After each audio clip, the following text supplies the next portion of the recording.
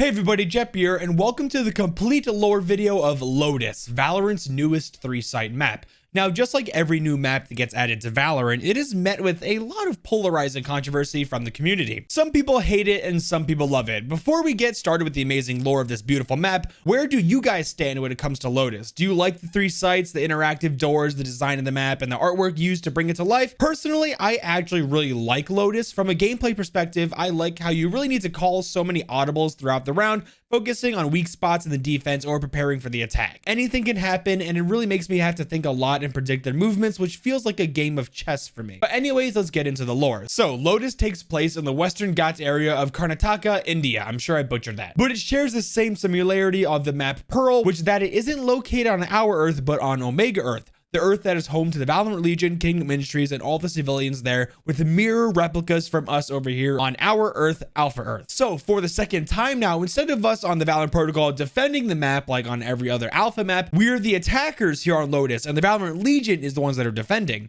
Lotus is a beautiful ancient temple constructed by ancient civilizations of India with the help of an otherworld presence and beings called the Guardians. Fans of the channel and the lore of Valorant know a decent amount about the Guardians. They were beings with immense powers who sought out to help the inhabitants of Earth long ago and gifted us powerful artifacts embedded with Radianite like Yoru's Mask, Harbor's Wristband, and Astra's Gauntlet. The Guardians had the ability to travel between universes, and one of the ways they did that is by using a secret here on Lotus. Lotus's story may just be the very link we need to explain the history of Valorant's lore, the Guardians' involvement throughout humanity, and the last remaining Guardian we know of, Astra. But before we do, of course, guys, a quick word from today's sponsor. I think it's safe for me to say that Valorant Tracker has definitely aided me in climbing the ranks here in Valorant. Now, Valorant Tracker isn't like an aim trainer to help your aim, but it does help you out in a different way you may not think about. So here we are taking a throwback to episode 3, act 2, and I believe I downloaded Valorant Tracker somewhere around here. And as you can see, we have slowly climbed our ranks all the way to peaking at Diamond, you know, a bunch of Plat 3 ranks, but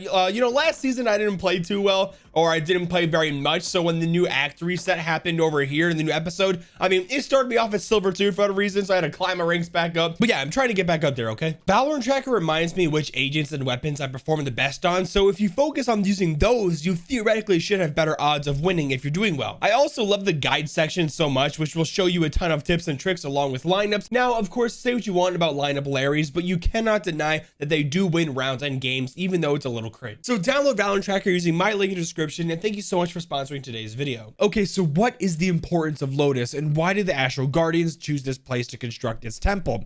Well, it has a far greater power than what meets the eye. Over here on B site, we can find that Harbor and Astra have called the Nexus. Now, what is the Nexus? It's a means of traveling between worlds using the strong connection between those worlds. Think of it like a portal, with the portal having an equal significant and powerful portal linked together. That powerful link was at the Lotus site on Alpha Earth, linking Alpha and Omega together. Through a conversation between Astra and Harbor, we have learned that the city of Flowers, now called Lotus on Alpha Earth, was destroyed. They don't know who destroyed it and for what purpose, but it's pretty much annihilated, leaving Lotus on Omega Earth in a now freestanding isolation. Now, Harbor and Astra and Killjoy theorize that if the Valorant Legion activated the Nexus on Lotus, but the Alpha version was destroyed, there would be nowhere for the excess energy to go, leaving a total destruction over on Alpha Earth, extending a vast distance from the ruins of Alpha Lotus, which would kill millions. Don't ask me how the science works with this, because I'm still confused on how that would be possible. But their fears may have just been that.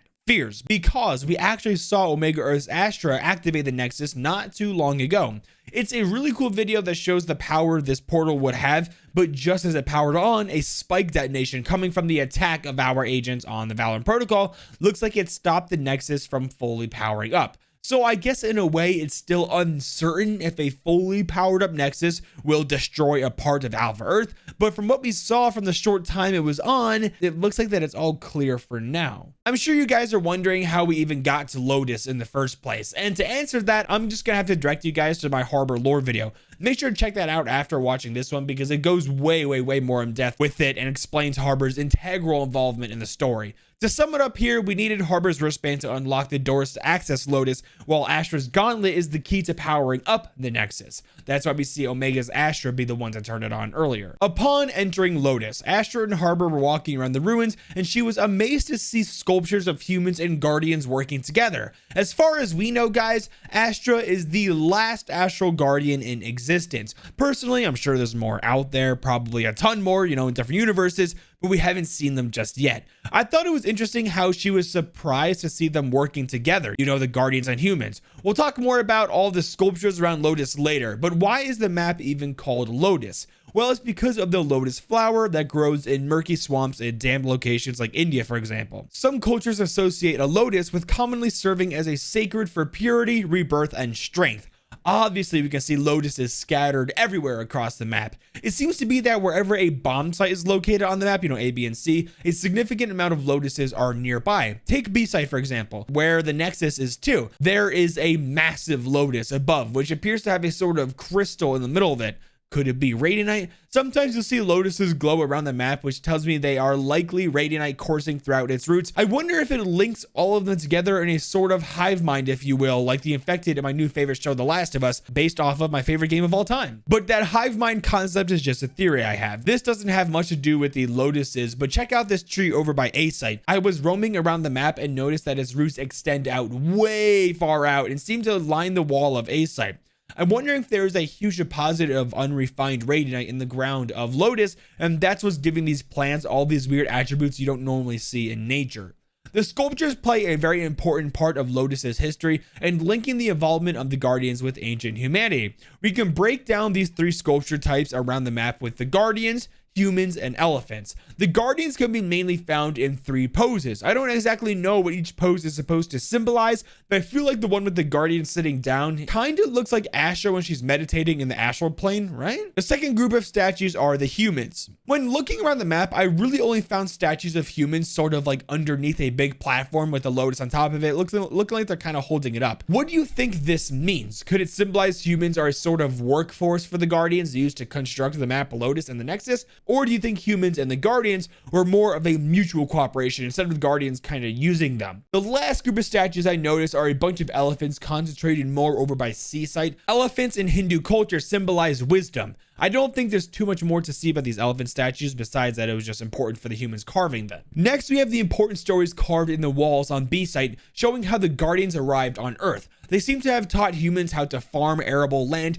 and possibly even show them how to domesticate animals. Next, I believe this is when the map Lotus was built. Maybe humans built this temple as a thanks for the Guardians for sharing this much needed knowledge with them, farming and domesticating. The last one shows the Guardians possibly activating the Nexus, which they may have used to travel between universes. Next, we have some interesting murals we can find scattered around the map, artistically designed by the humans that made the map Lotus. A cool one is the mural of a tree with a door in it that I think these might be like planets or stars orbiting around the tree. I looked at Hindu culture and there is a tree called the Tree of Immortality. That might be what they painted here. What do you think? Perhaps the orbiting stars or planets symbolize the importance of Lotus with the Nexus and the ability to travel not even amongst the stars, but past them into other universes. There are many other murals though. I'll quickly show them off and briefly explain what they might mean. There's a mural of panthers amongst trees underneath the sun. Panthers are seen as symbols of power. There's a mural of elephants around a blue lotus with what looks like stars or even entire galaxies above it, likely again symbolizing the importance of the role of the Nexus. There are murals of more animals important to Indian culture, like the cobra with a lotus above it, and a mural of 3 peacocks. Over on Defender Spawn of Lotus, we see signs that Atlas has been here and starting to set up supplies. There isn't too much important things here with all this besides the laptop on top of this crate. This is where we will occasionally see emails pop up on this laptop with mission reports performed by Atlas. If you guys didn't know, Atlas is from Omega Earth and isn't affiliated with either Kingdom Industries or the Valorant Legion, but work very closely with them. In my entire Valorant lore story video, I talked for like 15 minutes straight about Atlas and their integral involvement of Omega Earth's advanced technology and advancements in interstellar travel. A lot of the success can be directly due to Atlas organization. Originally, we thought that their working relationship with the Valorant Legion was pretty good, pretty solid, But this laptop once had an email on it that read, quote, "The team has arrived. Setup is on track to conclude within the hour. Our presence is being kept to a minimum per orders. We have received the Legion Ambassador's report of the latest encounter. I suspect information was omitted. I will conduct our own investigation and submit our findings. My team is mission briefed. Any alpha presence detection will be reported immediately." There is another email that popped up on that laptop that still kind of plays into that notion that Valorant Legion is hiding some information from Atlas and possibly even Kingdom Industries as well. We have determined the scorch marks on the floor of the primary structure to indeed be new. We're looking into their source. Residual energy readings don't match the database. Samples for analysis will be collected and ready for transport by next resupply. I request that an unredacted version of Legion's original report be obtained by any available channels. So that sounds to me that each organization, whether it's Kingdom Industries, Atlas, or the Valorant Legion, all hold their own secrets against each other and might want to achieve their own personal goals first above the other major powers of Omega Earth. One last thing I do want to talk about Lotus is the funny little tactiplushes scattered around the map. I always love these little Easter eggs thrown in by the devs just for like shits and giggles. As far as I know, they hold no story in the lore of Valorant, but just fun little things they add while I'm sure laughing the workplace on where they can put the most obscure locations for a tactiplush. Most of the ones in Valorant maps you'll never find unless you go into ghost mode in a custom game, like this one literally underneath the map. You will never see this in game, but it's still in there, which I always find hilarious. Besides that, guys, I just want to give one last props to the art and lighting department because I think aesthetically Lotus is a beautiful map. I hope you all enjoyed the video. If there's anything I missed, please feel free to share them in the comments below. Leave a like and subscribe notifications if you're new. And with all that being said, Jeppy out.